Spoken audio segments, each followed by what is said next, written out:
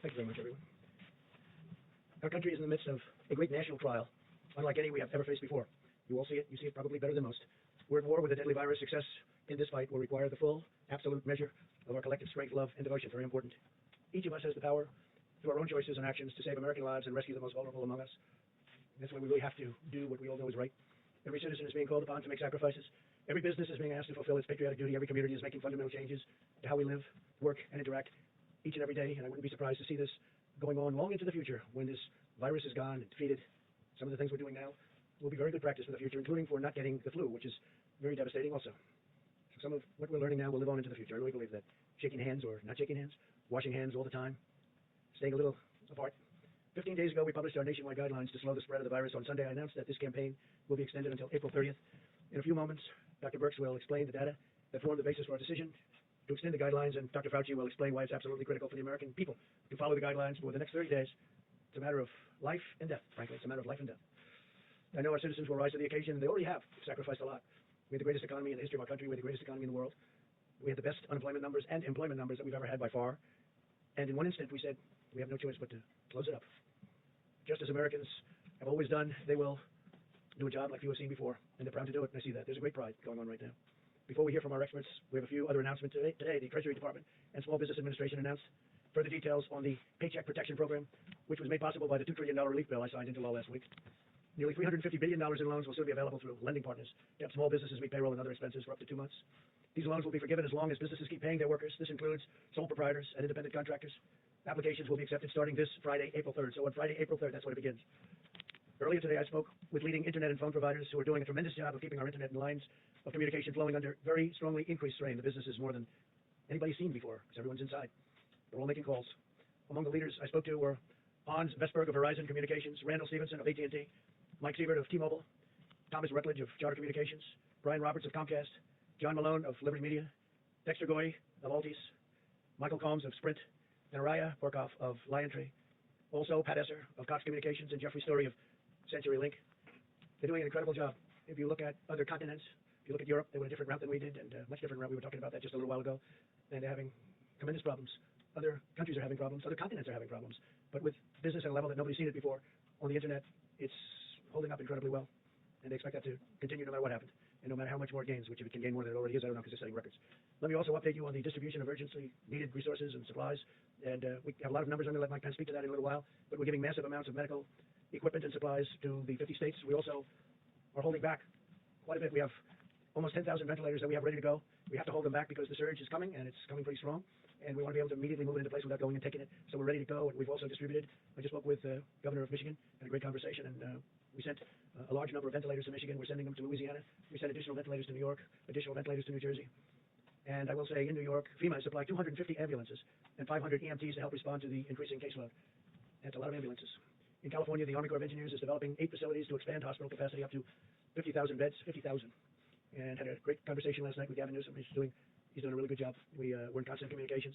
The USNS Mercy hospital ship is now operational. It's in Los Angeles and receiving patients. And in New York, as you know, the Comfort, everybody watch that. It's in place and will be a very short while receiving large numbers of patients, over 1,000 rooms and 12 operating rooms. FEMA has also provided 100 travel trailers to assist with housing needs, and we're ordering hundreds more. In Michigan, FEMA will soon deliver, in addition to the ventilators, 250-bed field hospital, and Army Corps of Engineers is evaluating locations to build alternate care facilities. So we're doing a field hospital in Michigan of 250 beds, and we may be doubling it up soon, depending on the need. They're doing a good job with beds in Michigan, but they may need more than the 250. So FEMA and the Army Corps of Engineers are prepared to go there quickly and get it done. In Louisiana, we're delivering 2 field hospitals to provide 500 new hospital beds. I've been talking with the governor, John Bel Edwards, and the Army Corps of Engineers has been really doing incredible work, establishing 3,000-bed alternate care site at the New Orleans Convention Center, which will be operational, believe it or not, this week. So we're doing a 3,000-bed alternate care site, and we're also doing a 500-bed new hospital.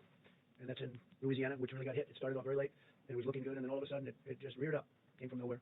In addition to the supplies we delivered, we're also giving hospitals the flexibility to use new facilities, including surgical care centers, to care for hospital patients who are not infected. For example, I know that many expectant mothers are understandably concerned about exposing their newborn babies to the virus, and they should be. With our action yesterday, hospitals now have the authority to create special areas for mothers to deliver their babies in a very safe and healthy environment, totally separate. Over the past 2 months, the U.S. State Department has organized one of the largest and most complex international evacuation operations in American history. Mike Pompeo has been working round the clock, along with Ambassador O'Brien. Since January 29th, we have successfully repatriated over 25,000 Americans from more than 50 countries where they were literally stuck, in some cases locked in. And I salute the incredible public servants at the Department of State as well as their counterparts at DHS and HHS who have played such an important role in doing this. You probably read about the young people in Peru and young people in Brazil, and they were absolutely stuck, and we got them out. Got them. Almost everybody's out now, back home with their parents, their wives, their husbands. I want every American to be prepared for the hard days that lie ahead. We're going to go through a very tough 2 weeks.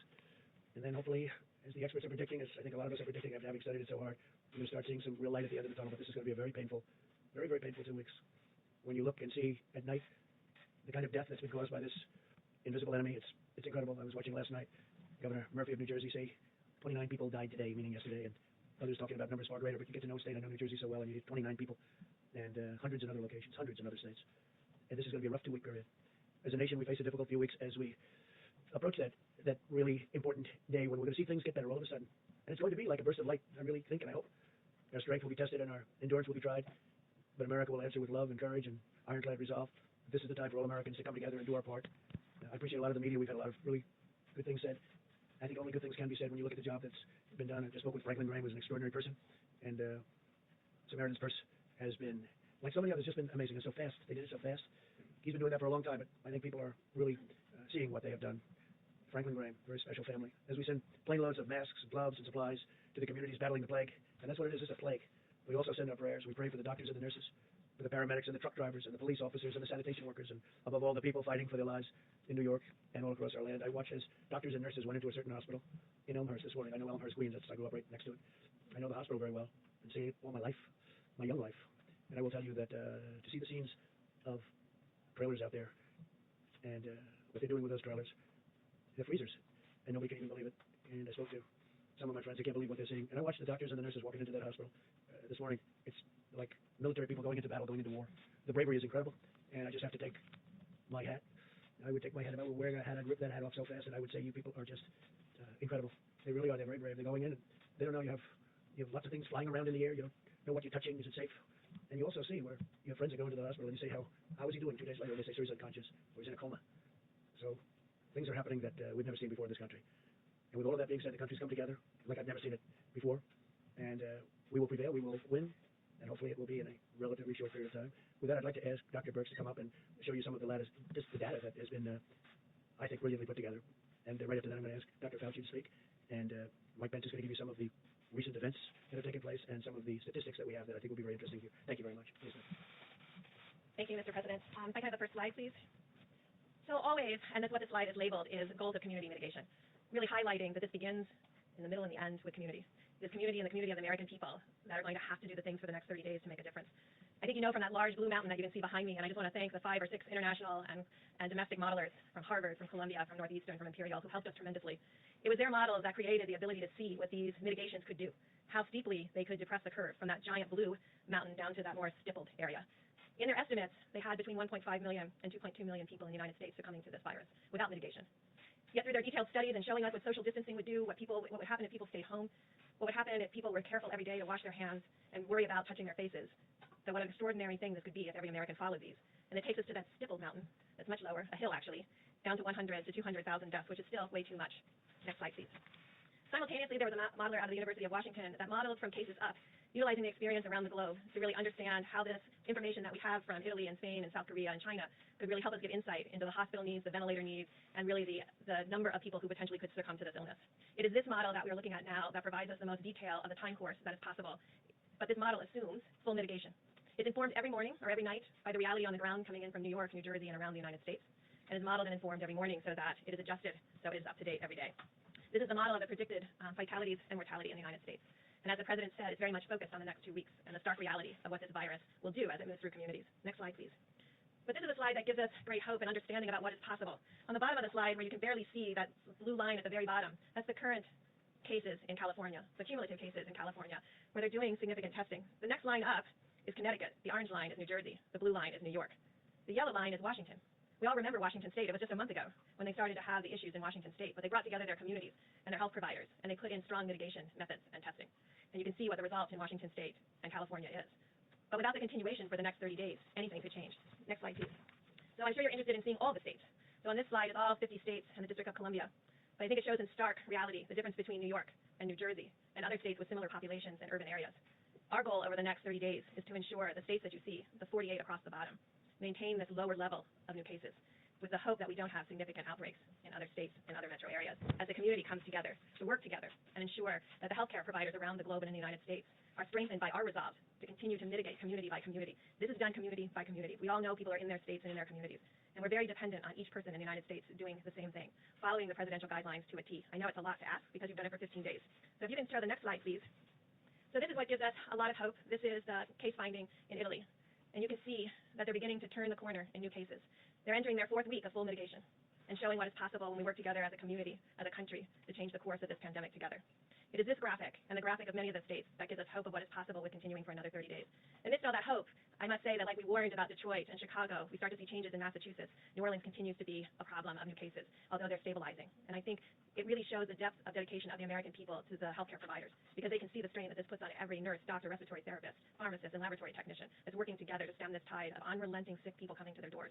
No one has been turned away. No one who has needed ventilation has not received ventilation. But you can see how stressful it is for each of them. So I know it's stressful to follow the guidelines, but it is more stressful and more difficult to the soldiers on the front line.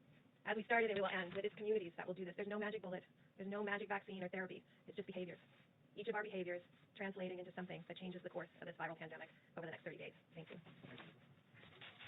Thank you very much, Dr. Brix, Mr. President, Mr. Vice President. So what Dr. Brix has really said very simply is that there are really 2 dynamic forces that are opposing each other here. As I mentioned several times in our briefings, the virus, if left to its own devices, will do that dark curve that Dr. Brix showed you. The other dynamic force is what we are doing, what we're trying to do, and what we will do in the form of mitigation. Now, these are very revealing bits of data, because you saw what happened in Italy, where you make the turn around the curve and you go. That doesn't happen all at once. It's a stepwise fashion. And if I explain the steps, which I will, you'll see why we are really convinced that mitigation is going to be doing the trick for us. Because what you have is you have an increase in new cases at a certain rate. When the increase in new cases begins to level off, the secondary effect is less hospitalizations, the next effect is less intensive care, and the next effect is less deaths. The deaths and the intensive care and the hospitalization always lag behind that early indication that there are less new cases per day, the way we saw in Italy, and the way we're likely seeing. I don't want to jump the gun on it. We're seeing little inklings of this right now in New York. So what we're going to see, and that's what we've got to brace ourselves. In the next several days to a week or so, we're going to continue to see things go up. We cannot be discouraged by that, because the mitigation is actually working and will work. The slide that Dr. Brix showed, where you saw New York and New Jersey, and then the cluster of other areas, our goal, which I believe we can accomplish, is to get the hotspot places, the New Yorks, the New Jersey, and help them to get around that curve. But as importantly, to prevent those clusters of areas that have not yet gone to that spike, to prevent them from getting that spike. And the answer to that is mitigation. Now, the 15 days that we had of mitigation clearly have had an effect, although it's tough to quantitate because of those 2 opposing forces. But the reason why we feel so strongly about the necessity of the additional 30 days is that now is the time, whenever you're having an effect, not to take your foot off the accelerator and on the brake, but to just press it down on the accelerator. And that's what I hope and I know that we can do over the next 30 days. And as I said the other day on one of the interviews, we are a very strong and resilient nation. If you look at our history, we've been through some terrible ordeals. This is tough. People are suffering. People are dying. It's inconvenient from a societal standpoint, from an economic standpoint to go through this. But this is going to be the answer to our problems. So let's all pull together and make sure, as we look forward to the next 30 days, we do it with all the intensity and force that we can. Thank you.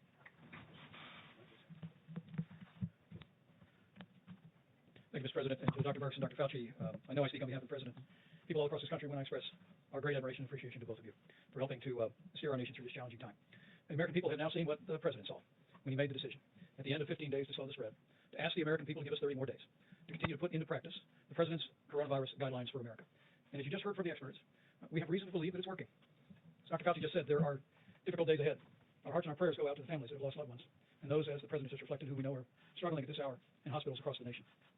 But to each and every one of us, do not be discouraged, because what you can do to protect your health, the health of your family, what you can do to ensure that our healthcare providers have the resources and our hospitals have the capacity to meet this moment is put into practice the President's coronavirus guidelines for America. It really is what every American can do. 30 days to slow the spread. 30 days to make a difference in the lives of the American people, American families, and the life of our nation. Allow me to give you a few brief updates before the President takes questions.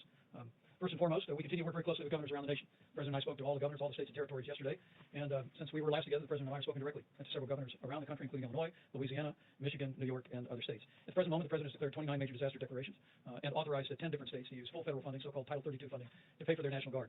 And as of this afternoon, FEMA reports some 17,000 National Guard have been activated in states around the country to provide support for coronavirus response.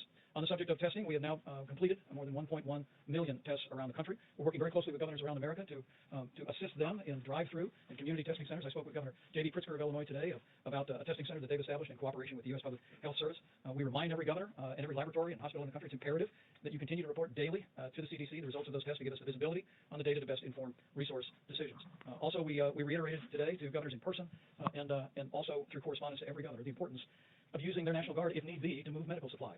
FEMA is very busy, as you'll hear in a moment, delivering literally millions of supplies to states around the country, but we're urging every governor to make sure to work with their state emergency management team and maybe use the National Guard to move those supplies from warehouses to hospitals. At the present moment, as the President said, we distributed more than 11.6 million N95 masks, more than 8,100 ventilators around the nation, millions of face shields, surgical masks, and gloves. We initiated an air bridge that the President announced yesterday. Flights have arrived in New York, one arrived in Illinois yesterday, and a flight will arrive in Ohio in the next 24 hours. FEMA is literally working and contracting around the world with now more than 51 flights that will be bringing vital medical supplies. On the subject of ventilators, FEMA is currently delivering 400 ventilators to Michigan, 300 to New Jersey, 150 to Louisiana, 50 ventilators to Connecticut, and in the last week and in the week ahead, more than 450 ventilators to Illinois. This is in addition to more than 4,400 ventilators that the President and FEMA directed to the state of New York. We just want people that are working on the front lines, the President just spoke about, Dr. Brix and Dr. Fauci spoke about. We want you to know help is on the way. And as President's direction, we're going to leave no stone unturned anywhere in America or anywhere in the world to make sure that you have the resources and the equipment to do your job. So again, I want to just say thank you, America. Thank you for stepping up. Thank you for putting into practice the 15 days to slow the spread. And thank you for the response that tens of millions have already had for the 30 days to slow the spread. We encourage each one of you, as we have governors around the country, to spread the word about the guidelines. Listen to your state and local authorities in areas that are more greatly impacted. We continue to urge people in the areas of New York, New Jersey, and Connecticut to refrain from travel around the country. People who travel from that area, check your temperature and self-quarantine for 14 days. You can see from that chart the unique challenges people in the greater New York City area are facing with the coronavirus. We want to do all that we can to protect your health, focus resources on our community, and prevent unnecessary spread. Lastly, as the President highlighted yesterday, businesses around America are stepping up as never before. Tomorrow, I'll travel with Secretary Sonny Perdue to Gordonsville, Virginia, to the Walmart Distribution Center, just so the American people can see firsthand how the food supply is continuing to roll on 18 wheels and through air freight all over America. And we thank again the grocery store operators around America, everybody that's working out on the highways and byways every day to keep that food supply rolling and rolling strong. And to the American people, though, we just want to assure you that we're going to continue to work our hearts out to make sure our healthcare providers have everything they need, that anyone struggling with coronavirus has the support and healthcare they need. I'm absolutely confident. Seeing the way our governors are responding, and seeing this team the President has assembled in the White House Coronavirus Task Force, confident of the prayers of the American people that we'll get through this, but it will take all of us doing our part, and we'll get through it together. Just to be clear, what is the projected death toll? Should people be reasonably good at following these mitigation measures? Well, they're reasonably good. I guess we could say that I'd like to have maybe Dr. Fauci or Deb come up and say that I have the numbers, but I'd rather have them say the numbers if you don't mind. It's a big question. So of course, this is a projection. It's a projection based on using very much what's happened in Italy and then looking at all the models. And so as you saw on that slide, that was our real number, about 100,000 to 200,000. And we think that that is the range. We really believe and hope every day that we can do a lot better than that, because that's not assuming 100% of every American does everything that they're supposed to be doing. But I think that's possible. Over the next 2 weeks, you said the next 2 weeks are going to be very painful. Is the bulk of what's going to happen over the next 2 we weeks? had an upslope. So as mortality, the fatalities to this disease will increase, and then it will come back down, and it will come back down slower than the rate at which it went up. And so that is really the issue, how much we can push the mortality down. So our hope is to get that down as far as we possibly can. The modeling that Dr. Brix showed predicts that number that you saw. We don't accept that number. That's what it's going to be. We do everything we can to get it even significantly below that. So I want it to be a mixed message. This is the thing that we need to anticipate, but that doesn't mean that that's what we're going to accept. We want to do much, much better than that. But Doctor, when you look at the curve, it goes much further in time. So we would have death and cases for much longer. I mean, we do expect Slide number 2. So that's a generic. I'm sorry, you can go back to the slides and put slide 2. Okay. So what I showed you was a generic picture of what happens in an epidemic when you mitigate. So no mitigation, mitigate. This is based on the experience around the globe with this particular virus. And so it does have a tail, but the peak, you can see by this projection, and this is the IHME data, the peak is over the next 2 weeks. And this is tracking mortality, so the number of fatalities from this virus. And so that's the part that we think we can still blunt through the superb medical care that every client is receiving, but also even more stringent people following the guidelines. I can see the small factors, but are we seeing deaths until June? I can't really. This is June. So we would still see problems and deaths in June. It's a projection. It's a projection, of So course. I'm just getting back to what I said about the stepwise thing. Deaths always lag. So you will be seeing deaths at a time when, as an epidemic, we're doing really, really well because the deaths will lag. Dr. Fauci, should Americans be prepared for the likelihood that there will be 100,000 Americans who die from this virus? The answer is yes. We need, as sobering a number as that is, we should be prepared for it. Is it going to be that much? I hope not. And I think the more we push on the mitigation, the less likelihood it would be that number. But as being realistic, we need to prepare ourselves that is a possibility, that's what we will A see. short period of time for that to happen. Can the country handle that in such a short period of time, within a couple of months? 50,000 a month. It will be difficult. I mean, no one is denying the fact that we are going through a very, very difficult time right now. I mean, we're seeing what's happening in New York. That is really, really tough. And if you extrapolate that to the nation, that will be really tough. But that's what it is, Jim, and we're going to have to be prepared for that. Yeah, I think because the model, that model that was from IHME, that's based and heavily laden by the data that has come in from New York and New Jersey and Connecticut.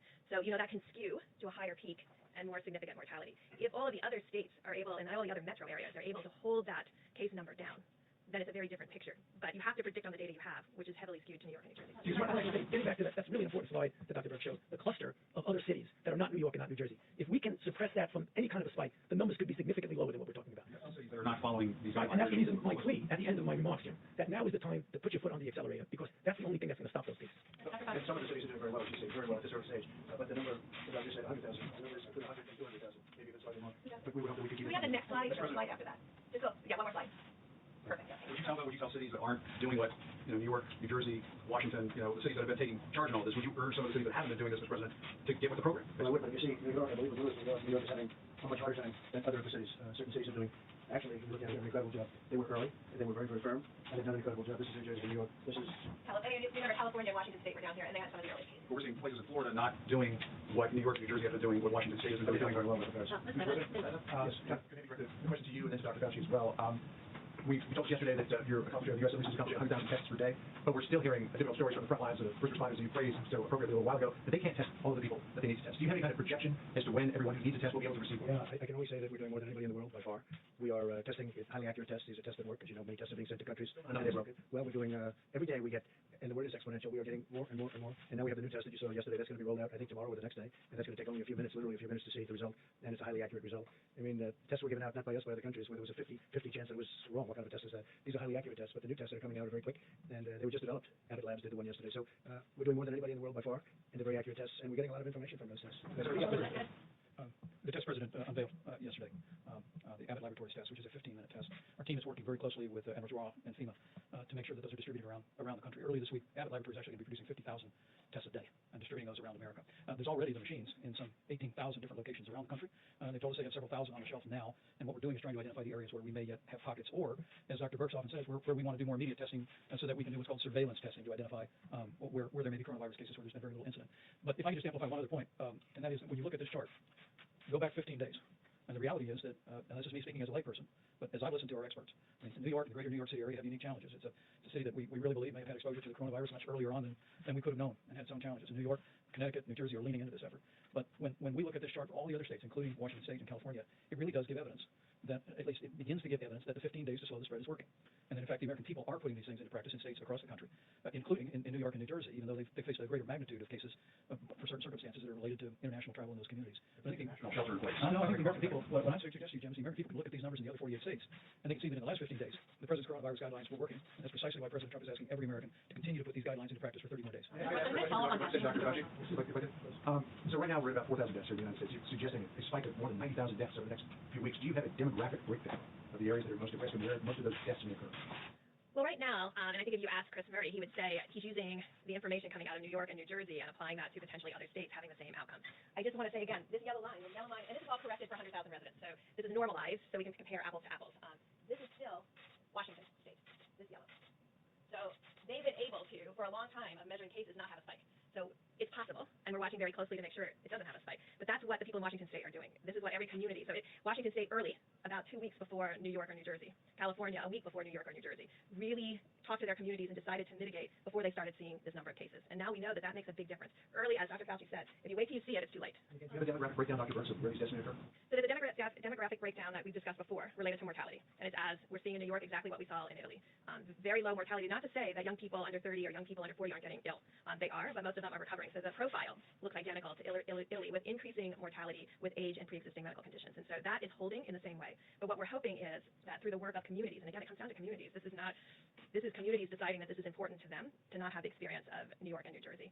And I think, we're worried about groups all around the globe. I mean, I don't know if you heard the report this morning, there's 8,000 ventilators in the UK. If you translate that to the United States, that would be like the United States having less than 40,000 ventilators. We have 5 times that amount. So, I mean, these are the things that everybody is having to face. And I think the United States is in an excellent position from a medical care position, but we don't want to have to test that system. We want this to be a much smaller epidemic with much smaller mortality. Follow up on the testing question real quick before we move on. So the testing numbers, I understand 1 million tests done is a big increase, but we were told there would be 27 million tests available by the end of the month. So can you outline where in the supply chain, where in the logistics chain are those other 26, where are the other 26 million tests right now? I think this is, just for purposes of clarification, there's a difference between sending a test that can be administered to a test being done. Because a month ago or more, the president brought together the top commercial labs in America and said, we need you to partner with us to create a brand new system that would rapidly process tests. We're now at 1.1 million tests, and we believe it's a fair estimate that we're testing about 100,000 Americans a day. That'll continue to grow. It'll continue to accelerate. But I think the misunderstanding early on was there were many tests being distributed, many test kits being sent, but under the old system, as the president described it, the integrated system, those were being processed in state labs or at CDC or in private labs on a very slow, methodical system that can only produce maybe 30 to 50 tests a day. But this new partnership that we have with commercial laboratories allows the progress we're making. But the breakthrough with Abbott Laboratories now moves to point of care, which means you're going to have devices and tests that people will literally be able to take at their doctor's office, at a hospital, at a clinic, at a nursing home, and have the results in 15 minutes. So those 26 million tests we were talking about, were those tests under the old antiquated systems? And now, so are we still even using those 27 million tests, or have we completely moved on to The answer is yes. So even today, which is, I have to say, coming out of laboratories and developed tests and worked on vaccines and then gone to the field to actually combat epidemics. It is disappointing to me right now that we have about 500,000 capacity of Abbott tests that are not being utilized. So they are out, they're in the States, they're not being run and not utilized. So now we have to figure out how do we create awareness, because sometimes when you put an early platform out, like our first platform out when the high speed was Roche, so you get that out, people get dependent on that and then don't see that there's availability of other tests. So right now there's over 500,000 tests sitting capacity that are not being utilized. So we're trying to figure out how do we inform states about where these all are, how do we work through every laboratory association so they're aware, and how do we raise awareness so people know that there's point of care, there's Thermo Fisher, there's Abbott testing, and there's Roche. And if you add those together, that's millions of tests a week. And they're not, and so those are the all, or they're not even being used. So that's what's really, so that's what we're working on. Because when people get used to a single platform, they keep sending it back to that lab. So it's getting in a queue to wait to get on a Roche machine rather than being moved to this other lab that may have Abbott capacity, because they're all in different laboratories. And so I think, well, actually, Admiral Giroir is figuring it out to really create some kind of visual so that every governor and every health commissioner can see all of their capacity in their countries, in their states, county by county, so that they know where the tests are. So we pushed a lot of tests out, but they're not all being utilized. And so People, they don't send it back. I mean, they use them, they don't send it back. And Dr. Brix, no, I mean, Dr. Brix explained it very, very well. I just want to get back, John, to your question. It's a logical question. When you look at the number, you want to know what the demography is going to be. This is a number that we need to anticipate, but we don't necessarily have to accept it as being inevitable. And that's getting back to what I'm saying about we can influence this to a varying degrees. And if we influence it to the maximum, we don't have to accept that. That's something we need to anticipate. But I want to do, not I, all of us, want to do much, much better than that. And that's what the model suggests is on the low end if you have full mitigation. Well, that was full mitigation. It says 100 to 200,000. Anything with a lot of people, right? It's a lot of people. Well, you didn't ask the other question. What would have happened? Because this is the question that I've been asking Dr. Fauci and Dr. Brix for a long time, and they've been working on this for a long time. The question is, what would have happened if we did nothing? Because there was a group that said, let's just write it out. Let's write it out. What would have happened? And that number comes in at 1.5 to 1.6 million people, up to 2.2 and even beyond. So that's 2.2 million people would have died if we did nothing. We just carried on our life. Now, I don't think that would have been possible because you would have had people dying all over the place. This would not have been a normal life. How many people have even seen anybody die? You would have seen people dying on airplanes. You would have been seeing people dying in hotel lobbies. You would have seen death all over. So I think from a practical standpoint, that couldn't have been carried out too far. But if you did nothing on the higher side, the number would be 2.2 and maybe even more, and on the lower side, 1.6 million people. So, but 100,000 is the number with full mitigation. How do you push it? How do you push it lower? we can add this a lot. You go first. So, John, it's an obvious, very good question. If this is full mitigation and it's 100,000, why am I standing here saying I want to make it better? Because that's what the model tells you it's going to do. What we do is that every time we get more data, you feed it back in and relook at the model. Is the model really telling you what's actually going on? And again, I know my modeling colleagues are going to not be happy with me, but models are as good as the assumptions you put into them. And as we get more data, then you put it in, and that might change. So even though it says, according to the model, which is a good model that we're dealing with, this is full mitigation. As we get more data, as the weeks go by, that could be modified. Why is the model now the top line on the low ball estimate? Why is that not about? I think it's 240,000, not 200,000. Does that change? Is the state not doing enough? You know, it just has to do with if you had more New York than New Jersey, Chicago, Detroit, LA, Dallas, Houston, all of our major cities modeled like New York. That's what gets us into trouble. But I'm reassured by looking at the Seattle line, by looking at the LA line, by looking at what California's been able to do, that is not something that I don't believe that's going to happen. That is the outside case of having 10, 15 metros like New York and the New Jersey metro area. The New York community spread pretty early undetected, so don't many of those other states, if not more of them, who have less information, aren't they likely to see the same spike? Well, California and Washington State reacted very early to this. Yes, Washington State had some of the earliest infections. They have kept it low and steady, and for now a month has been tracking it with a small increase in the number of cases, but not this logarithmic form of the virus. And so that's the piece that we're trying to prevent. That's the piece we're trying to prevent in New Orleans, in Detroit, in Chicago, and in Boston right now, and trying to make sure that each of those cities work more like California than the New York metro area. Mr. President, I just wanted to get your thoughts on face masks. We asked you about this yesterday, and signals you were thinking about it. It's the last topic, though. I think I can say this because I spoke to Dr. Brix before and to Dr. Fauci. For whatever reason, New York got off to a very late start. And we see what happens when you get off to a late start. New Jersey got off to, and I think both governors are doing an excellent job, but they got off to a very late start. When you look at Washington State, if you remember, that all started in a very confined nursing home. And you had 20-some odd people, I believe, dying in one home. That doesn't mean it escaped that home, and so they have a very different statistic than other states. But I remember it very vividly, the nursing home in Washington State, where you had many people dying. Every day people were dying in one exact location. So they were able to keep that, relatively speaking, into that location. Were you surprised when you saw these projections? The numbers are sobering. They're very sobering. When you see 100,000 people, that's at a minimum number. Now what we're looking at, and as many people as we're talking about, whatever we can do under that number and substantially under that number, we've done that through really great mitigation. We've done that through a lot of very dedicated American people. That 100,000 is according to modeling, a very low number. In fact, when I first saw the number, I asked this a while ago, they said it's unlikely you'll be able to attain that. I think we're doing better than that. Now, I think we have to see, but I think we're doing better than that because, as John said, that would be a lot of lives taking place over a relatively short period of time. But think of what would have happened if we didn't do anything. I mean, I've had many friends, business people with great actually common sense. They said, why don't we write it out? A lot of people have said, a lot of people have thought about it. Write it out. Don't do anything. Just write it out and think of it as the flu. But it's not the flu. It's vicious. When you send a friend to the hospital and you call up to find out how is he doing, it happens to me. Where goes to the hospital, he says goodbye, sort of tough guy, a little older, a little heavier than he'd like to be, frankly. And you call up the next day, how's he doing? And he's in a coma. This is not the flu. So we would have seen things had we done nothing. But for a long while, a lot of people were asking that question, I think, right? I was asking it also. I mean, a lot of people were saying, well, let's just write it out. This is not to be written out. Yeah, because then you would have been looking at potentially 2.2 million people, or 2.2 million people in a relatively short period of time. If you remember, they were looking at that concept. It's a concept, I guess, it's a concept. If you don't mind death, a lot of death. But they were looking at that in the UK, remember? they were very much looking at it, and all of a sudden they went hard the other way because they started seeing things that weren't good. So they were, you know, they put themselves in a little bit of a problem. Now Boris tested positive, and I hope he's going to be fine. But in the UK, they were looking at that, and they have a name for it, but we won't even go by the name. But it would have been very catastrophic, I think, if that would have happened. But that was something that everybody was talking about, Steve. Like, just don't do anything. Don't do anything. Forget about everything. Just write it out. They use the expression, write it out. And we would have had, at a minimum, 1.5, 1.6, but you would have had perhaps more than 2.2 million people dying in a very short period of time. And that would have been a number that, the likes of which we've never seen. So now when we look at our package that we just approved for $2 trillion, all of a sudden it seems very reasonable, right? When you're talking about 2 million lives, all of a sudden it seems very reasonable. I must say, a lot of people that have been seeing the more advanced numbers, because these are much more advanced numbers now. You know, when you first started, we didn't know, and this was a different kind of a virus, and nobody knew that much about it. Even the experts, you don't really know where it's going. But then they see what goes on in Italy, and they see what goes on in Spain, and you see France is having a very hard time, and other countries have a very, very hard time. But once they see what's going on, they start making projections. So I hope they're going to be very high projections, but based on everything else, that would be the number. Let's see if we can do much better than that. I hope we can. Yeah, John? Okay. I understand the issue with That's supply. right. If it wasn't enough You know, you can use a scarf. A scarf is, everybody, a lot of people have scarves, and you can use a scarf. Scarf would be very good.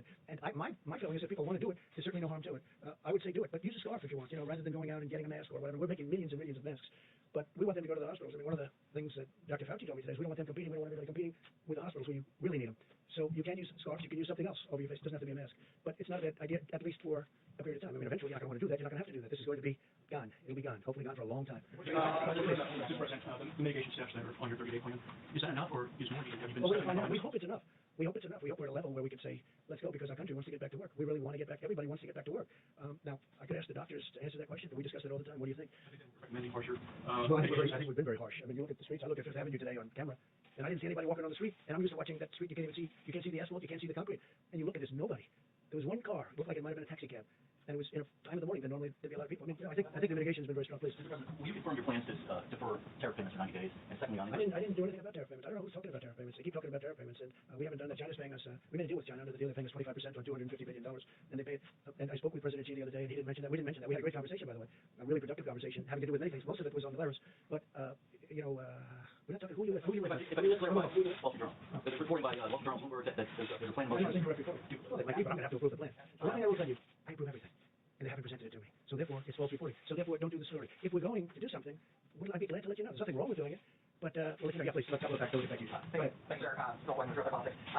I wanted to ask you about individual states issuing stay-at-home orders. What do you think, for instance, if Florida, Ron DeSantis has resisted urges to issue one of those, but he said moments ago that if you and the rest of the task force recommended one, that would weigh on him heavily. What sort of circumstances need to be in place for you to make that call and say that something should be Different kind of a state. Also, great governor, knows exactly what he's doing, has a very strong view on it. And we have spoken to Ron. Mike, you want to just tell him a little bit about that? Well, let me echo our appreciation for Governor DeSantis' leadership in Florida. He's been taking decisive steps from early on and working closely with our team at the federal level. But let me be very clear on this. The recommendation of our health experts was to take the 15 days to slow the spread and have the president extend that to 30 days for every American. Now, that being said, we recognize that when you're dealing with a health crisis in the country, it is locally executed by healthcare workers, but it's state managed. And so we continue to flow information to state governors. We continue to hear about the data that they're analyzing and consult with them. But at the president's direction, the White House Coronavirus Task Force will continue to take the posture that we will defer to state and local health authorities on any measures that they deem appropriate. But for the next 30 days, this is what we believe every American in every state should be doing at a minimum to slow the spread. So unless we see something obviously wrong, we're going to let the governors do it. Now, it's obviously wrong. I mean, people can make things, they can make a decision that we think is so far out that it's wrong, we will stop that. But in the case of Governor DeSantis, you know, there's two thoughts to it, and two very good thoughts to it. And he's been doing a great job in every respect, so we'll see what happens. But we only would exercise it if we thought somebody was very obvious. So go ahead, your turn. Thanks. I had a question in a minute for Vice President about the national security. I probably while you're talking, I wanted to ask about your call with President Putin a couple days ago. I know a big economic concern for a lot of people has been the state oil prices right now. Yeah. So I'm wondering if you raised that with President Putin, if you were able to. Yeah, all is probably about that, the oil prices, because as you know, Russia and Saudi Arabia are going at it, and they're really going at it, and by going at it to the extent that they are, the oil has dropped to a point where, look, it's the greatest tax cut we've ever given, if you look at it that way, because people are going to be paying 99 cents per gallon of gasoline. It's incredible in a lot of ways, going to help the airlines, but at the same time, it's hurtful to one of our biggest industries, that's the oil industry. It's really, it's not even feasible what's going on. So I spoke to President Putin about that. I also spoke to the Crown Prince about that, Saudi Arabia. And now I think, yeah, they're going to get together, and we're all going to get together, and we're going to see what we can do, because you don't want to lose an industry. You don't lose an industry over it. Thousands and thousands of jobs. We have, I don't know if you know, there's oil all over the oceans right now. The boats are all filled. The ships they're renting ships that were dying, that weren't doing well, and now, like, that's where they're storing oil. They're sent out to sea, and they sit there for long periods of time. There's so much oil. In some cases, it's probably less valuable than water. In some parts of the world, water is much more valuable. So we've never seen anything like it. But the two countries are discussing it, and I am joining at the appropriate time if need be. We had a great talk with President Putin. We had a great talk with the Crown Prince. We also discussed, more so with President Putin in this case, the virus, because Russia's being hit pretty hard. And we discussed many things, trade. We discussed a lot of things with both. But in the case of both, we very much discussed the oil and the oil prices. I mean, you look, it's $22, but it's really much cheaper than that if you want to negotiate. Nobody's seen that. That's like from the 1950s. It really is. You have to think that it was 50, 60, 70, 80. and now it's 22, but if you put a good bid in at 9, I think you could probably get what you wanted, right? John, please. Mr. President, you tweeted earlier today that now would be a good time to start looking forward, if there is a light at the end of the tunnel, and work on an infrastructure bill. Again, you suggested it should be $2 trillion, which is twice what the last one was, or the proposal at least. Are you anticipating that, like after the economic crisis of 2008, 2009, America will need to have so-called shovel-ready jobs ready to go to get people back to work? Well, the problem with that one is that maybe shovel-ready jobs, maybe not, but they never used it for the purpose of infrastructure. So far, nobody's been able to find any money that was spent on infrastructure. I want to use it for infrastructure. And one of the reasons I'm suggesting it, John, is we're paying zero interest. The United States is paying almost zero interest rate. The Federal Reserve lowered the rate, the Fed rate. And that, in a combination of the fact that everybody wants to be in the United States, we have a dollar that's very strong, and I know that sounds good, but it does make it hard to manufacture and sell outside because other currencies are falling and our currency is very strong. It's very, very strong. Proportionately, it's through the roof. So we have a strong dollar. People want to invest in the United States, especially nowadays where they're looking at safety. They have all of the problems, plus the virus at 151 countries. They all want to come into the United States, and so we have a zero interest rate, essentially. And I said, wouldn't this be a great time to borrow money at zero interest rate and really build our infrastructure like we can do it? So the plan was, the Republicans had a plan of about 750.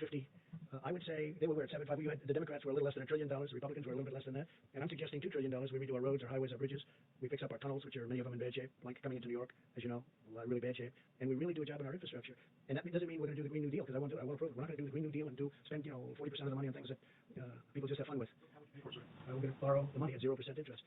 So our interest payments would be almost zero, and we could borrow long term. People want to be in the United States. They want to be invested in the United States. Go ahead, Jim. I want to get back to the virus. You were saying at the beginning of the press conference that you're looking at holding back 10,000 ventilators. Is that because you need to pick and choose where these ventilators are going to have to go because of the nature of the pandemic? And also, I just wanted to ask Dr. Fauci, Dr. Birx, if it's possible, after you finish, is that part of the reason why you're projecting 100,000 to 200,000 deaths, that there are going to be some people who aren't going to be able to get ventilators? Actually, just the opposite, because we're holding back. We have almost 10,000, and we're holding because we're going to need them over the next couple of weeks as the surge goes on. You see the chart. We haven't hit the top yet, and we have to be able to move them immediately. And we can't take them because it's going to be very hard to do that. We can't take them to places that aren't needing them. Plus, we have requests for ventilators in hospitals and in states and cities that don't need them, in our opinion. They don't need them. They won't need them at the top. So we're holding it back for flexibility. We actually just took 600 and we sent them to different locations today. But we have close to 10,000, and we'll be able to get them. And we're all set to march. We have the National Guards and we have FEMA, and we're all set to move them to the places. So as for your second question, what we're going to do is save lives because of it. Because otherwise, we would not be able to get to the ventilators. And we don't know what the hottest ventilator shortage right now. In some areas we might, but we've done a great job with ventilators, and we're having them made. Unbelievable. We have now 11 companies making ventilators. Now they'll be starting to arrive in the next week. But we've also grabbed a lot of them. Some hospitals had more than they were saying, or at least more than we knew about, which is a good thing, not a bad thing. But we want to be able to have, I guess the word would be flexibility, so that if the surge turns out to be much stronger in Louisiana, which it could, that we can immediately bring 1,000 or 2,000 to Louisiana. Otherwise, we wouldn't be able to get them. We wouldn't be able to say, listen, Governor Cuomo in New York, we want to take ventilators away from New York, and they'll say, well, we can't do that. It would be a disaster. So we have great flexibility. Now, when the surge occurs, if it occurs fairly evenly, we'll be able to distribute that very quickly before they need them. But we have a reserve right now. It's like having oil reserves, except more valuable, frankly. But we have a reserve right now, and we'll be able. And we also have a great team of people ready to deliver. They can move them fast. So when we see it going up in a certain state, and Louisiana could be one, and Michigan could be another with Detroit, because Detroit is having a lot of hard time right now. Detroit came out of nowhere, and that's what happens with this. It comes out of nowhere. So we are ready, Jim, depending on what happens. And we have a stockpile, and that's why it's called a stockpile. Now, a lot of the ventilators and a lot of the other equipment, rather than sending it to the stockpile, we had it sent directly to a hospital, to a location, to a place. So we didn't have the cumbersome nature of having it come in, unboxed, put it, and then delivered. We have it, which they've never done before. They don't do that. Generally speaking, they don't do that. But I think we've had tremendous success at doing that. That's for other items, including ventilators, where it's brought to the site that needs it. But we have a good supply of ventilators, and we're ready to go. We're all ready. We have trucks ready. We have everything ready, because, as we're saying, John, this could be a hell of a bad 2 weeks. This is going to be a very bad 2 and maybe even 3 weeks. This is going to be 3 weeks like we haven't seen before.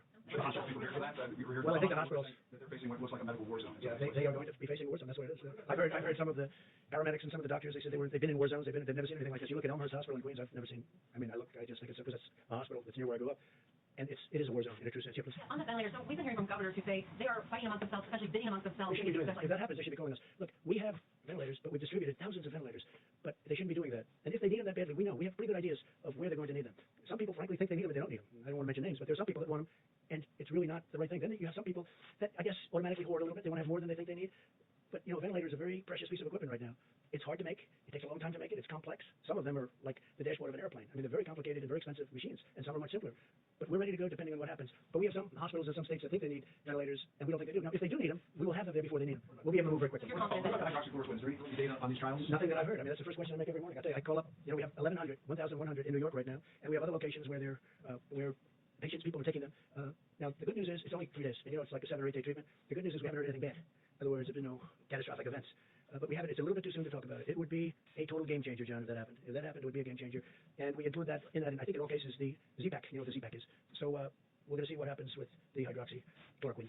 Antiviral drugs that have some promise of working soon. We're looking at a lot of them. Some show promise. I think maybe the doctor might want to speak about the vaccines, because a lot of Johnson & Johnson is advanced, very advanced. We'll see what happens. The one thing with the vaccine is it doesn't help this group, because this group, you need to test the vaccine. The one thing with the drug you just mentioned, right, is that's been out. It's a malaria drug and also an arthritis drug, so it's been out there for a long time. Very powerful drug, but it's been out there for a long time. So it's tested in the sense that it doesn't kill you. But you may want to discuss the vaccines for a second, Dr.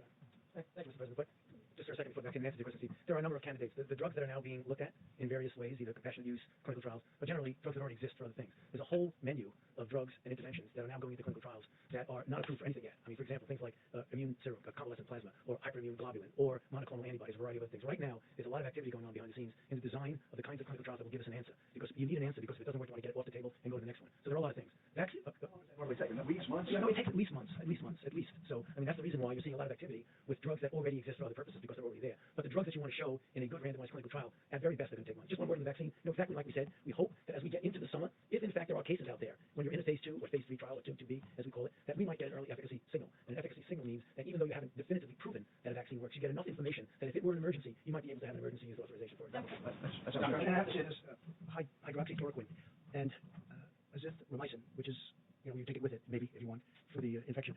I think some medical workers are doing that, using it maybe, or getting it prescribed perhaps as for another use. But the word is that some are and some aren't. I mean, I think it's not a bad idea to do it, but that's up to the doctors. But there is a theory going around that in our country and some other countries, people are taking that to work in the hospitals, that work with the patients, because there is some evidence. And again, it's going to have to be proven. It's very early. You know, we're rushing this stuff through. This was supposed to take a long time to be approved, and I prevailed upon the FDA to get it approved immediately on the basis that it was already on the market for a lot of years, for another use. Malaria, mostly, and arthritis, but mostly malaria. So we'll see what happens. But there is a theory out there that for the medical worker, the doctor, it may work. It may work. And if you take it, it's, you know, it's been out there for a long time. Please go ahead. I wanted to go back to Jim's question about the national stockpile. The governor of Connecticut The which? The strategic stockpile. Governor of Connecticut today said that he was disturbed to learn that the stockpile is now empty. That's his words. And he said, Well, it's not empty. Let me explain something. What we do, and I thought I said it accurately, I certainly meant to, rather than having it brought into the stockpile, where appropriate, other than certain things like we have quite a few of the ventilators, which is not a lot when you look at the whole country. Actually, it sounds like a lot, almost 10,000. But we're trying to have supply sent directly to the states, because we save a big state. We save a big money. We don't want medical supplies coming in the warehouses all over the place, and then we take them from there and bring them to another warehouse. So we're having it brought from ideally from the manufacturer directly to the hospital or the state where it's going. So we're trying to keep it that way as much as possible. Now, in some cases, we are having it brought. Remember this, we also took over a virtually empty, and I say it again, just like we had no ammunition in the military, and we had virtually no ammunition, well, we had very little medical supplies too in our stockpile. So for the most part, we're trying very hard to have it delivered to the site where they need it. Yeah, please go ahead. Here in the United States, domestically, we can practice social distancing, but some of our sailors, specifically on the USS Theodore Roosevelt, they're not able to. They're in confined spaces. What are your thoughts on that? Should it be offloaded? And then, sir, are you concerned? I'm going to let the military make that. Are you concerned about U.S. military readiness during this pandemic? For instance, what would happen if, as reported, China were to increase patrols in the South China Sea? What would your Well, see, all about that. Don't worry about our military. You know, you saw the military put up a hospital in 3.5 days with 2,900 beds, with a lot of beds. Nobody's ever seen anything like it. And by the way, that wasn't the only one. It wasn't just the Javits Center. It was at other locations. And now it's Louisiana, and now it's New Jersey, and now it's other places. One thing that I think is indisputable is when I watch the Army Corps of Engineers and FEMA working with them, but when I watch the Army Corps of Engineers throw up these hospitals, and they're complex, I mean, these are incredible buildings, essentially, Pence, various things, but they did it in such a short period of time. And our military is ready like you haven't seen. And you know who the best guests of the different shows are? We watch the shows at night. And I think the best guests that I've seen in a long time are the military people, and they've never done it before. I've watched General Semonite, who I deal with a lot. I say, General, you got to give us 2 new hospitals in Louisiana. Yes, sir. And the next morning they're building them at 6 o'clock in the morning, and they're up in 3 days. I think they're the best guests you have. I guess I'm tired of the other guests too. Okay, go ahead. This may be an uncomfortable question, but what would the models have looked like that Dr. Brix and Dr. Tom shows if we started these social distancing guidelines sooner, in February or January, when China, South Korea were doing those sorts of things? I'm going to let them answer that. In terms of what information we're getting from them, but if we started these practices sooner, could these models be different? I'm going to let them answer the question, but remember this, and again I say it, and everybody says it. You know who says it better than anybody is Dr. Fauci. I had a decision to make. Maybe it was my biggest decision. China was heavily infected, and thousands of people were coming from China to the United States. And against the wishes, not even wishes, but they disagreed with the decision, I made a decision to stop China from coming in. Took a lot of heat, even from China. They weren't exactly happy. I just made a trade deal, a big one, $250 billion trade deal, and I'm shortly thereafter saying you can't come into our country. That was a big decision. That was earlier than the date you're talking about. So that was a big decision. That was probably, and by the way, not because I did it, that was probably the biggest decision we made so far. But if you look at the one graph, the problem New York has is New York started late, but the other ones didn't start so late. And New York is also more complicated because, you know, for obvious reasons, but it got a late start. But do you want to maybe answer those questions? I don't know if you can go back to slide 2, because I wanted to explain 2 things that I think is really important, because we had a lot of questions about mortality and what it meant. Okay, so you see this confidence interval? So here's the line. This is the confidence interval. This is where we have the ability to push it down. So you have a large confidence interval around the line. And so we're trying to move that gray down tighter and below the dotted line. So I think that's really important. And then if you can go to the next slide. So we really can't answer your question until we can get antibody testing out there. Because what we can't tell you is, and we can always do this, there's always samples in hospitals and other things. It's the way we really defined the HIV epidemic in the United States. We were able to go back to blood samples and we had to test and really find out where it was and what was going on. We really need to look at here and really see, was there virus significantly circulating in early March and in late February, and what did it look like, and where was it, and was it all in the metro areas? And I think that's what Dr. Fauci and I are very, very focused on, is getting serology testing out there to really figure out when it came, and really have those samples to be able to do that. You understand the painful part of my question, and please don't get put you on the spot. No, we understand that, but you can't answer it, so yeah. Saying if we started this sooner, we might not have 100,000, 200,000 Americans dying. Well, that makes an assumption that it was there's a lot back here that we didn't see. And until you have the antibody test, I can't really answer that. Just to underscore what Dr. Brix was saying, if there was no virus in the background, there was nothing to mitigate. If there was virus there that we didn't know about, then the answer to your question is probably yes. Now, the only trouble with that is that whenever you come out and say something like that, it always becomes almost a soundbite that gets taken out of context. But I think it's very important what Dr. Brix has said, is that if there was covert infection here that we didn't know about, and we didn't mitigate then, that it would have made a difference. If there was virtually nothing there, then there's nothing to mitigate. And I don't know the answer to your question. We were watching with China and Italy, and we weren't taking action when those countries were spiking. In a perfect world, it would have been nice to know what was going on there. We didn't, but I believe, Jim, that we acted very, very early in that. Adequate testing would be known. No, I'm saying that. We inherited an option. Can I speak to that too as well? President made reference to the fact January 31, he suspended all travel from China. Shortly thereafter, we issued strong travel advisories for the sections of Italy implicated and sections of South Korea, and we reached agreements with those countries to screen all passengers from all airports coming into the United States of America. The president's initial efforts were designed at preventing the coronavirus from coming into the United States. And what our experts have told us again and again at the Coronavirus Task Force is that those actions bought us a significant amount of time on this curve to respond with kind of mitigation efforts, standing up resources, testing, and supplies that are in effect. But we went from a prevention strategy the president acted on before the month of January was over to a mitigation strategy, which continues to this day. And if I can also say, just to every American, all the questions about resources are very important, and I can assure you that the president and our task force are preoccupied with these issues and working with governors hour by hour to meet those needs. But if Americans will put into practice these guidelines for another 30 days, they'll do their part to lower the curve and save lives, most importantly, and limit the burden on our hospitals and our healthcare system in the country significantly. And so make no mistake about it, while we're going to work our hearts out, leave no stone unturned to find the resources, the masks, the ventilators that we need, and we are going to meet that moment with the full energy of the American economy and the whole of the American government. The American people have a role to play in preserving that medical capacity in a way that will ensure that people that are caught up in the coronavirus, particularly those that are vulnerable to the most serious outcomes, which are seniors with serious underlying health conditions or anyone with an immunodeficiency, have the resources, support, and the health care that every American family would want their loved one to have. I do think we were very early, but I also think that we were very smart because we stopped China. We had never done that before. You know, we had never closed our borders before, as I read, or maybe that's not right. And Dr. Fauci had also said that was I think it was maybe the biggest moment because we were stopping the source, we were stopping the infection, but we also stopped Europe very shortly thereafter. That was a big decision. That was not an easy decision either. I stopped them a long time before people started stopping anyway. So we stopped China, we stopped Europe, we stopped all of Europe, and then ultimately we stopped the UK, Ireland. Yes. So just in the back of the please. Going back to my Dr. Bergman, how many clinical trials numerically would you like to see before you put a stamp of approval on it? Because if there are clinical trials taking place around the world right now, is there a number? How many cases would you like to see? That is an FDA decision, and it really depends on a variety of factors. What I would like to see a clinical trial that has a comparison to something that is comparable to what it means without the drug. I mean, I keep saying it, I say it all the time, I'll say it again. It's a controlled trial that compares it to something meaningful. When that trials that you're watching taking place around the world right now? Well, there are a number of trials going on, not only in the United States, but also in other parts of the world. And, you know, right now it's too early to make any determination, but I just want to get back to what I say all the time. The definitive way that you get an answer is by doing a randomized controlled clinical trial. Yeah, please go ahead. You're talking about the drug one? Is that what you're talking about? Specifically for the last question? Yeah. And there are trials going on. But there are also trials going on, we're trying them on people that are now sick. That's a very important trial. We're watching whatever happens around the world, we're watching this very closely. Yes. Keep that impeachment divert the attention of the government. Do you think that anyway, this is happening at the same time? Did it divert your attention or the Queen's attention or the President's attention? Well, I don't like to think I did. I think I handled it very well, but I guess it probably did. I mean, I got impeached. I think, you know, I certainly devoted a little time to thinking about it, right? So, but think of it. It was a hoax. It was a total hoax. And when you think that I got impeached only because they had a majority in the House, they didn't get one Republican vote. 196 to nothing. Not one Republican. I don't think it's ever happened. The Republicans stuck together, and they stuck together in the Senate 52 to a half. So, you know, when you say that, yeah, I think it took a lot of. I see them going and saying about speed. Well, they probably illegally impeached me in the sense that if you look at the FBI today with what happened, the horrible things, nobody cares about that now because all they're thinking about is the virus, and that's okay with me. But you look at the report that came out from I.G. Horowitz, it's disgraceful what went on. It's disgraceful. It's a total disgrace. They got caught in the act. But you know what? We won't talk about that now. Did it divert my attention? I think I'm getting A+ for the way I handled myself during a phony impeachment. Okay, it was a hoax. But certainly, I guess I thought of it, and I think I probably acted. I don't think I would have done any better had I not been impeached. Okay, and I think that's a great tribute to something. Maybe it's a tribute to me, but I don't think I would have acted any differently, or I don't think I would have acted any faster. But the Democrats, their whole life, their whole being, their whole existence was to try and get me out of office any way they can, even if it was a phony deal. And it was a phony deal. And it turned out, and all you have to do is look today at the FBI reports. Take a look at what the FBI did. Take a look at the people. Take a look at Comey's report. 78 pages of total kill. Take a look at that. Take a look at the report in McCabe. Just read it, and you'll see how horrible it was. And you know what? I don't think this country's going to take it. You want to know the truth?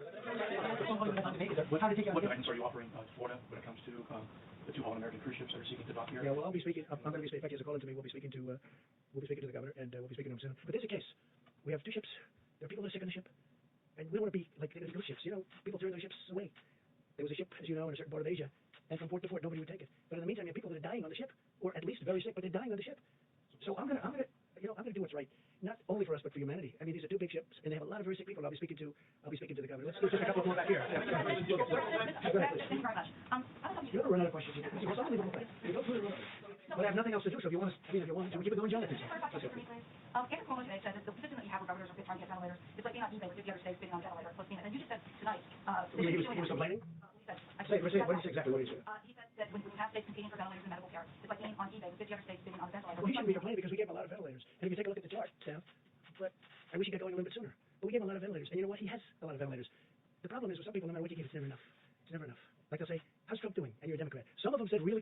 I'll take Gavin Newsom from California, who's doing a good job, by the way, and others said really good. But, generally your natural reflex, how's Trump doing? You ask that question to a Democrat. We don't like it. Oh, really? You don't like it? We're getting very high marks, but I'm not doing this for marks. I'm doing this to save lives. When John saw the numbers, and when Jim saw those numbers, they're shocking numbers. You're talking about deaths. Even at the low end, you were shocked. When you see 100, 120,000, and 200,000 people over potentially a very short period of time. I want to save lives. I'm not doing this for any other reason. I want to save lives. But the governor of New York's gotten, I think maybe probably he's gotten more than anybody. He's gotten 4 hospitals. He's gotten 4 medical tents. He's gotten a ship, the likes of which nobody's ever seen before, other than Los Angeles, which has the twin. We've done a lot. But many ventilators were sent to New York. And Mayor de Blasio, I'm getting along with Mayor de Blasio great, and I think he's very happy with the job we're doing too. We're sending a lot of, actually Mayor de Blasio had an interesting request. He wanted people, and we're sending medical people. A lot of the states aren't having a problem with ventilators. They have a problem getting medical people. And we're sending a lot of people in, military, very talented people. Go ahead and now do your second. Your response to that question earlier was that they shouldn't be doing that. They need something, if they need something. They shouldn't be doing what? The government shouldn't be competing with each other. No, they shouldn't be competing, and they should call us. Wait, no, I don't want to compete, because all they're going to do is drive up the price. I don't want them to compete. They should be calling us, and we can work it so they get the ventilators and they get shipped directly. If they're competing, if they're calling, even if there's only 2 of them calling, they're going to just drive up the price, because as nice as some of the people that do ventilators, they do want to make money, okay? Now, you don't get a chance to buy 16,000 ventilators. I guess they didn't take that option. That was in 2016. And that's a hard option to take, because it's a lot of money, and who would ever think you need 16,000 ventilators? Who would ever think it? But this is a very unique time in life. And I think, I'm dealing with New York, and we're having a very good relationship, and you see what just happened in Central Park with the tents. We're having a really good relationship. No, I didn't get one of them. Thank you. Gavin, you mentioned Gavin Newsom and the job. Yes. I'm interested in what you think California has done to contribute to the suppression of the Well, they've done a good job, California. Now, let's see what happens, because we can have a spike, doctors, and then you don't know. They can have a spike where all of a sudden it spikes upward. We had a couple, like Louisiana. I think they're doing a really good job, but they had nothing. Now they had Mardi Gras, and then all of a sudden after Mardi Gras, which tells you about distancing, I guess. It's an example of what could happen, but they were like flawless. I was always surprised. I was looking at Louisiana, and I understand that state. I love that state. And I'm saying they're in great shape. Then they have Mardi Gras. It was a big success, tremendous success, and then all of a sudden it went like a rocket ship. So that tells you about distancing, please. Are you concerned about the homeless population in California? I know California officials think that it's spread like wildfire. Say again, louder. There's a homelessness crisis in California. They're obviously concerned that it could spread like wildfire in that community. Is there anything the administration? Well, they're looking at that very strongly, and I know that it bothers Gavin. I don't know if it bothers Nancy Pelosi, but she's got it in her district at a very high level. They have to be very careful. They have a very big homeless population in an area which just a few years ago didn't have anybody in those areas, and they're living in the streets. And I know that some people in California are working on that very hard. Mr. President, you talked several times with Prime Minister Trudeau, President Macron, and at the end of last week, President Macron talked about an important initiative that you and him will launch. Any news on that? No, we're talking about something that will be very positive for the world if we do it. We'll see if we do it or not. Well, I don't want to talk. It's a private thing, but it will become public if we decide to do it. But positive. Our relationship with the president, our relationship with France is, I think, extraordinary, very good, probably as good as it's ever been. Actually, your comments about what could have happened and the actions that you took. Is there any fairness to the criticism that you may have lulled Americans into a false sense of security when you were saying things like it's going to go away and that sort of thing? But Jim's going, what we were saying is going to go away, hopefully at the end of the month, and if not, hopefully we'll be soon after that. But has your thinking on this evolved? Has your thinking on this evolved? You're taking it more seriously now. I think from the beginning, my attitude was that we have to give this country, I don't know how bad it was. All you have to do is look at what was going on in China. It was devastation. And look at the numbers from China, those initial numbers coming out from China. But, I read an article today, which was very interesting. They say we wish President Trump would give more bad news. Give bad news. I'm not about bad news. I want to give people hope. I want to give people a feeling that we all have a chance. When you saw the numbers, and when John and all you saw those numbers, and you're saying 120,000 people, you mean that's good? 100,000 dead people within a short period of time. I want to give people a feeling of hope. I could be very negative. I could say, wait a minute, those numbers are terrible. This is going to be horrible. This is a horrible thing. Hey, Jim. Okay, let's go to the beach. Let's go to the airport. Let's go down to Mardi Gras. Well, there were a lot of people that could have said that. We didn't say that. Fortunately, I didn't say that. And that was an alternative. We talked about it. That was always an alternative. That's what I said. Let it rip. Let it ride. Do nothing. And we could have 2.2 million dead people, more than that, because I didn't do that. And we did catch it early, and we stopped China really early, and we stopped Europe really early, because I saw what was happening. What happened is I stopped Italy, because Italy was really heavily infected. We started off with certain parts of Italy, then all of Italy, then we saw Spain. Then I said, stop Europe. Let's stop Europe. We have to stop them from coming here. Europe. I love Europe. But they were having problems. I don't think anybody did a better job than that, especially when you see the 2.2 million number. And I hope we're going to be substantially under the numbers that you're looking at on the minimum side. Then I think we will have, hey, look, it's still tremendous death. You were just hoping that it would dissipate, that this would disappear. I want to be positive. I don't want to be negative. I'm a positive person. Somebody said, oh, I wish you'd be more negative. They literally have that in one of the wonderful newspapers today. I wish you'd be more negative. Well, this is really easy to be negative about. But I want to give people hope too. I'm a cheerleader for the country. We're going through the worst thing that the country's probably ever seen. Look, we had the Civil War. We lost 600,000 people, right? Here's the thing. Had we not done anything, we would have lost many times that. But we did something, so it's going to be hopefully way under that. But, we lose more here potentially than you lose in world wars as a country. So there's nothing positive. There's nothing great about it. But I want to give people in this country hope. I think it's very important. It wasn't severe when you were saying this is I knew everything. I knew it could be horrible, and I knew it could be maybe good. Don't forget, at that time, people didn't know that much about it. Even the experts, we were talking about it. We didn't know where it was going. We saw China, but that was it. Maybe it would have stopped at China. We wish we could have killed it in China. But it didn't happen. It started spreading to Europe. It started spreading here. It started spreading all over. And I'm not blaming anybody. I'm just saying that we have an incredible thing. I think the people, our professionals, our military, our governors, our politicians, I think they've done an incredible job. With few exceptions, I think they've done an incredible job. But I don't want to be a negative person. It'd be so much easier for me to come up and say, we have bad news. We're going to lose 220,000 people, and it's going to happen over the next few weeks. And with that, I did start off by saying today, long before this question, I said, this is going to be a rough 2 or 3 weeks. This is going to be one of the roughest 2 or 3 weeks we've ever had in our country. We're going to lose thousands of people. When I see 28, 29 people from the governor of New Jersey, 29 people. When you see 173 people died in New York yesterday, or whatever the number was, I think it was more than that. When you see the kind of numbers that we're witnessing, we've never seen numbers like that. So it's easy to be negative. And then everybody can be negative, but I'm a cheerleader for our country, and I wanted to do a great job. So the number can be kept, and I've always said it. I want as few a number of people to die as possible, and that's all we're working on. You don't like the question, but are you now taking I don't like the question. I don't like the question. I think it's actually, I know you well enough, so it's not meant to be a fair question, but it is a fair question. I think we've done a fantastic job. Okay, fine, I'll accept your word. Look, Jim, I think we've done a great job. We're going to see how it comes out.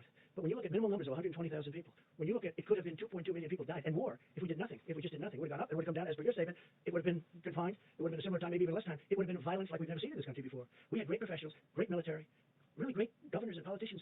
I cannot say enough about what's going on. And as for what you said, I think we're way ahead of schedule in terms of numbers. I hope. But if we can keep it under the minimum numbers, the country has done, not me, the country has done a great job. But I think I've done a really good job of mobilizing. I think Mike Pence has been fantastic. I put him in charge of the task force. We have wonderful people in the task force, Jim, wonderful people. This man was working literally. He had days where he didn't go to bed, he didn't go to sleep. He went 24 hours and then started the next day. People don't know the job he did. I didn't even know he was that good of a manager, to be honest with you, Mike. Okay, and you never know that about somebody until they're tested under fire. But he saw it very early also. We both did. They saw it very early. They knew pretty soon. They probably knew sooner than anybody because that's what they study. That's what they do. Must be a depressing business, right? Must be a little bit depressing. But they've seen it all. Go ahead, Jeff. Can I ask Dr. Fauci a question about a headline that's been running all day to get his perspective on it? There's a professor from MIT, Dr. Fauci, who suggests that coronavirus can be carried on droplets a distance of 27 feet. Do you buy into that? And if that might be the case, does that suggest that current social distancing guidelines may need to be extended? This could really be terribly misleading, John. What it was looking at the distance that droplets by speaking, by coughing, by sneezing. So if you go way back and go, achoo, and go like that, you might get 27 feet. But so you see somebody do that, get out of the way. But that's not practical. That is not practical, John. I'm sorry, but I was disturbed by that report because that's misleading. That means that all of a sudden the 6 foot thing doesn't work. That is a very, very robust, vigorous achoo sneeze. That's what that is. And that's not what we're talking about. You want to keep going? I got a follow-up on the mask, sir, but firstly, you mentioned Franklin Graham. I was talking to him. As you know, his father, Billy Graham, was a trusted spiritual advisor and friend of many presidents. A lot of your predecessors in times of national emergency reached out to pastors and other spiritual counselors. Have you done that during this national emergency? Well, I never say that, but Franklin Graham is somebody that's very special. I have many very special people, and very many special in the evangelical Christian community. You can talk rabbis, you can talk a lot of, I have tremendous support from religious leaders. And Franklin Graham, I just spoke to him today for an extended period of time. I told him what a fantastic job you're doing. And he does this. He loves doing it. He loves helping people. And he loves Jesus. That I can tell you. He loves Jesus. He's a great gentleman. Go ahead. On the mask, sir. On the mask, maybe for the doctors. What? On the mask. Is the reason why there's no CDC recommendation for the public to wear masks because they're meant to save and preserve the masks for the medical workers, or is it because the virus is not primarily transmitted through the air? So there was the CDC does have recommendations on their website about masks that came to the task force several weeks ago about if you're infected, wearing a mask to protect others, and if you can't, you're working with someone who's sick and you have to be that worker in the household, because remember, we want people in the household being taken care of, that they should wear a mask. I know your question is broader than that, and it's just being considered by the task force now about whether that recommendation that already exists relevant to wearing masks should be altered in any way. So it's still under discussion. And just about masks, you can get a mask, but you can also do, most people have scarves, and scarves are very good, and they can use a scarf. And we're only talking about a limited period of time, and it says in the recommendations you can substitute a scarf for a mask. So if people feel that, and I think, some people disagree with the mask for various reasons, and some people don't. But you can wear a scarf, you can do the masks if it makes you feel better. We have no objection to it, and some people recommend it. Let's go. You people never get tired, do you? And there's other questions, actually. Mr. President, again, I'm looking at the cases around the world in Latin America and the Middle East, and still you don't want to impose a travel ban for these areas. In Brazil, for instance, the President Bolsonaro, he keeps on being very active with groups. Aren't you afraid that what we're doing here can be threatened by people? Not here, but in the United States. Your brief's run out already. I don't know anymore. I don't think we'll have press conferences anymore. But look, we're very careful. I'm very careful personally, and aren't you afraid? we are looking at numerous countries as they get in a position. Brazil, as an example, you mentioned the president. Brazil had no problem until just a short time ago, and now they're starting to get inflamed. And yes, we are absolutely looking at a ban. There are 2 other countries you mentioned. Iran already has a ban. They had sort of an automatic ban. In addition to that, they have a ban. So we're looking at certain countries as they become hot. You're starting to do 30 days now. What are your plans? Are you going to stay in the White House? Are you going to travel at all? Or are you I doubt if I wanted to go to the opening of the hospital in New York. And people couldn't even believe it that I said it, but I did. I wanted to go. They didn't want me to do it. The Secret Service didn't want me to do it for reasons. I wanted to go to the boat sailing into New York Harbor, but the governor did a good job of that, and the mayor of New York. So I'd love to go out, but I'll be in the White House, and it's sort of like a nerve center, control center. And I think it's important. Look, you see what happened with Boris Johnson. You see what happened with others. I think it's important that I remain healthy. I really do. So for the most part, we're staying here. I canceled many different events, and we'll be staying here for the most part.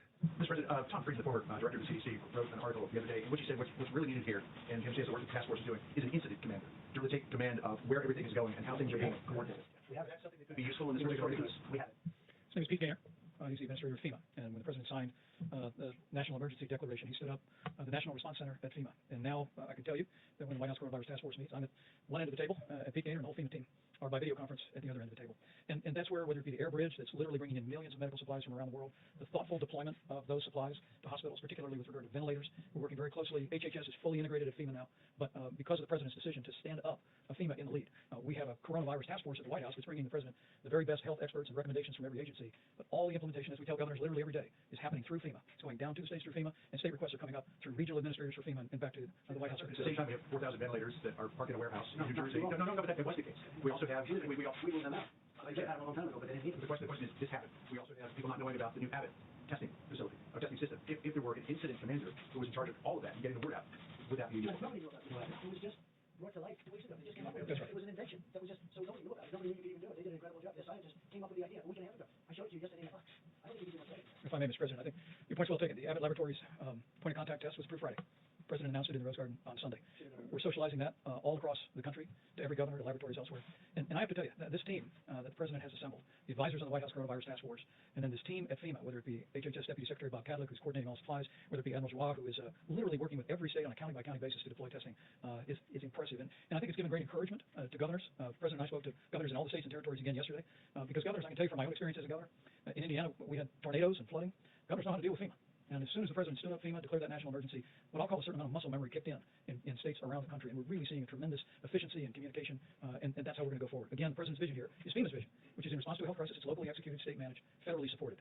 And I have to tell you, we're seeing that whole process spinning up every day. And I hope Americans looking on are encouraged by that system. And I know they're hearing from governors around the country about the flow of resources and testing and supplies, and we'll continue to keep that, what you call an incident command, what we call a Federal Emergency Management Agency, working 24/7. And I have to say this, I've had, in the less than a week, 3 governors call up that truly have disliked me over the years, even before I decided to run for president. And they said, I have to tell you, you've done a great job. You and your team have done a great job. These are 3 governors respected, very respected in 2 cases. And they said, like or not like, you and your team have done an incredible job. And I think they have. I think they've done an incredible job. Go ahead, please. Mr. President, thanks so much. My first question is on modeling. Was there any kind of White House modeling based on whether there would be a national lockdown or some sort of guidance to every single state that they needed to have a lockdown? So all of the modelers who presented, I just want to thank them again, because they assembled from around the globe very quickly, about 2 or 3 weeks ago, to before we announced the first 15 days, to show all the implications of closing the schools, having people stay in their homes, and that's how it was modeled. Stay in your homes, social distancing of 6 feet. So no one actually termed it a lockdown, as far as I remember. It was more about staying in your home, and I think the difference was, and these weren't in the models, and I think when you talk about could we have done something different, I think all of us, I was overseas when this happened in Africa, and I think when you looked at the China data originally, and you said, oh, well, there's 80 million people, or 20 million people in Wuhan, and 80 million people in Hubei, and they come up with a number of 50,000, you start thinking of this more like SARS than you do this kind of global pandemic. I'll just be frank, that's when I looked at it, I was like, oh, well, this is not, as close as those quarters are, So I think the medical community interpreted the Chinese data as that this was serious, but smaller than anyone expected, because I think probably we were missing a significant amount of the data now that when we see what happened to Italy and we see what happened to Spain. And so what was modeled is not a lockdown. 2 countries did remove people from homes that were positive and put them in separate spaces. That also wasn't modeled, but it could be modeled. And so we could go back and ask the modelers about lockdown versus not lockdown, but what they modeled was people staying at home. What's happening is, for best case scenario, because best case scenario is 100,000 people. I know you're trying to give everything lower, but in best case scenario, every state basically having lockdown behavior, not maybe actual lockdowns, but basically everyone staying in their home. So if that's true, why not tell every state to do that? It's everybody social distancing by 6 feet when they're outside. And that is probably absolutely the key more than anything else, is if you're never within 6 feet of any single individual, then you've controlled the virus. There are different methods to get you to that point. And I think what I've heard from our president and our vice president is they trust the American people to understand that they can be outside, take walks, be 6 feet away from anyone else, and be in their homes. And we trust them to do that without having to lock down. And then, Mr. President, a question on I think the one thing nobody really knew about this virus was how contagious it was. It's so incredibly contagious, and nobody knew that. It's like, I don't know that anybody's ever seen anything like this. Normally you'd have to get close and touch, and a lot of things have to happen. This is just like, it's truly invisible and so contagious. And I don't think any doctor knew it at the time. I don't think anybody could have known it. People have not seen anything like this. A question about ventilators. You talk about the fact that you don't want any states bidding against each other. The governor of New York, Andrew Cuomo, said that there should be a federal system where the federal government sets the price, the federal government distributes the ventilators. Why not have that kind of system? Why have it? Well, essentially we do. We've distributed thousands of ventilators, and we have now thousands of ventilators, and we're buying them at a good price, and we're actually making them by the thousands. We're making them. You saw yesterday where Ford is going to have a tremendous number. They're looking to make 100,000 ventilators. Ford has been great. General Electric Healthcare has been great. General Motors has come a long way. I have to be honest. They're working very hard. We're making thousands and thousands of ventilators. At the end of this, and there will be. Don't say I'm optimistic, because I don't want to. I wouldn't want to do that. But I am optimistic. I'm a very optimistic person. Let me tell you, we will have thousands of ventilators, and what I want to do is make sure that we always have plenty for the future, but then we want to help Italy and France and other countries that you don't even know about yet with all of the problems they have, because ventilators are very tough to come by. They're very hard to make. They're very complicated. They're very expensive. Yeah, please. You can go ahead. Go ahead. Well, I can't take your interpretation of what he said. I don't know what he said. I think he's been reasonably generous considering he's a Democrat, and I think he'd like to run for president, so I think he's been pretty generous under the circumstances. But he's been very generous to me. Look, I got him ships, I got him hospitals, I got him a lot of things that he never thought he had paid dirt, okay? And I've been very generous on ventilators. If you look, they had 2,000 and 4,000. They had thousands of ventilators in his warehouse, in their warehouse, waiting to be picked up. They never picked them up. So I'd have to hear it from him. Face to face. You want to have one more, and we'll see you tomorrow. Is that okay? Don't say that I cut it short. You'll say that's right. It could be almost tomorrow, but you know what? In the meantime, I'm sure people are enjoying it. No, I will say this: it's an incredibly dark topic, an incredibly horrible topic, and it's incredibly interesting. That's why everybody is they're going crazy. They can't get enough of it. And they want to be careful, and I guess they're studying it for themselves. They're studying if they get it. A lot of people have it. A lot of people are positive, and they hope for the best. Because when this gets to the wrong person, meaning a person that qualifies, generally speaking, under the list, it is ravaging. It is horrible. Go ahead. How about you? Thank you. Is there any data to suggest that you're going to see a second wave at the point at which these stay-at-home orders, these lockdowns? Well, we do see a second wave, because I've heard Dr. Fauci answer this question. If we do, we're going to be, I think, very well prepared. And the second wave won't be like the first wave.